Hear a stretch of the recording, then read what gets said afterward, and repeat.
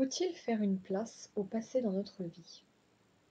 C'est un thème qui a souvent été abordé par grand nombre de penseurs, et pourtant, force est de constater que nous ne savons toujours pas quoi en faire de notre passé. Faut-il l'oublier ou se le remémorer? Quoi qu'il en soit, ce passé est ancré en nous. Que nous le voulions ou non, nous n'avons pas de bouton reset dans notre mémoire pour tout effacer, car nous n'avons pas encore été robotisés. D'ailleurs, les robots auront eux aussi bientôt des sentiments, ça c'est pour la culture générale. Et quand bien même nous aurions la possibilité de tout supprimer, vaudrait-il la peine de le faire? Lorsque nous rencontrons une difficulté, et plus particulièrement d'ordre émotionnel, nous aimerions être dépourvus de sentiments négatifs, à savoir la tristesse, la haine, l'anxiété et la colère.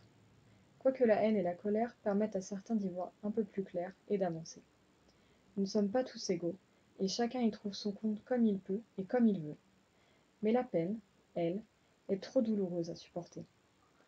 Pourtant, nous sommes obligés de faire avec. Lorsqu'une relation prend fin, et peu importe la nature de la relation, lors d'une déception ou encore d'un deuil, nous nous retrouvons en pleine souffrance. Le temps passant nous fait mettre de côté certaines choses, mais voilà qu'une chanson, une conversation, un mot dans un journal nous rappelle des moments qui nous ont marqués et la nostalgie s'installe.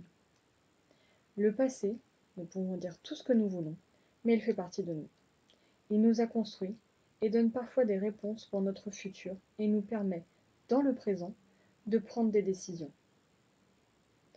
À mon sens, le renier est inutile et l'accepter me semblerait moins futile. Vivre dans le passé, dans ses souvenirs, est souvent déconseillé. Qu'entendons-nous par vivre? Nous avons tous vécu des drames et des joies.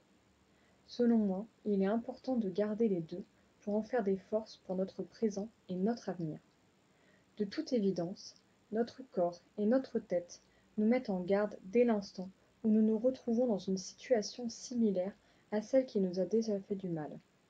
Nous nous mettons alors en mode protection. Et ce n'est peut-être pas plus mal, car si nous avions tout oublié de notre passé, nous reproduirions peut-être inlassablement les mêmes erreurs. Or, grâce à notre mémoire, nous gagnons en analyse et nous nous élevons intellectuellement. À titre d'exemple, une personne s'investit pleinement dans son travail. Elle aide chacun de ses collègues lorsqu'il se retrouve surchargé. Un jour, celle-ci va au plus mal.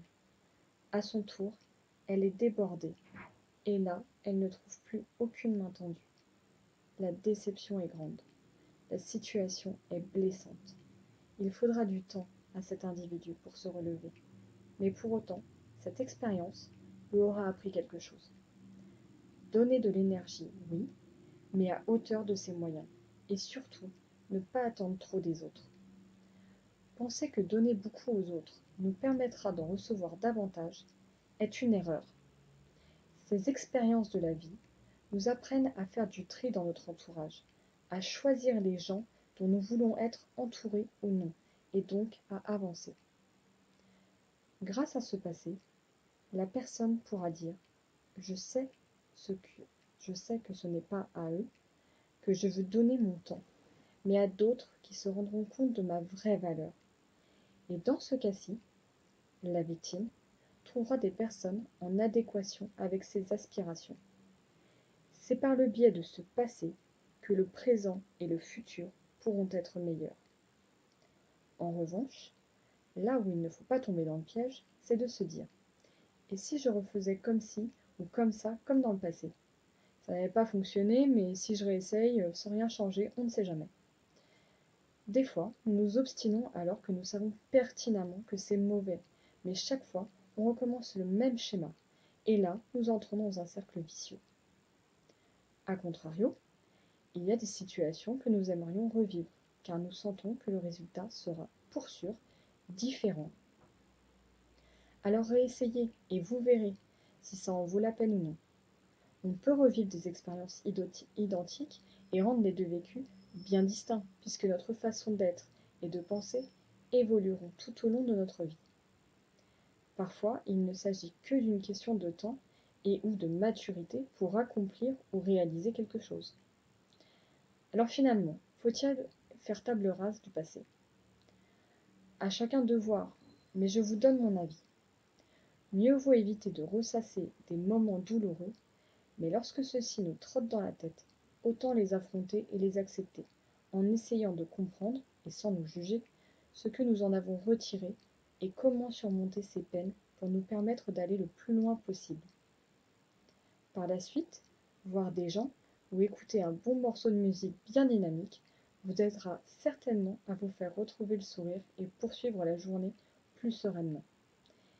Et bien sûr, pensez que la vie est aussi pleine de surprises et remplie d'agréables moments inattendus.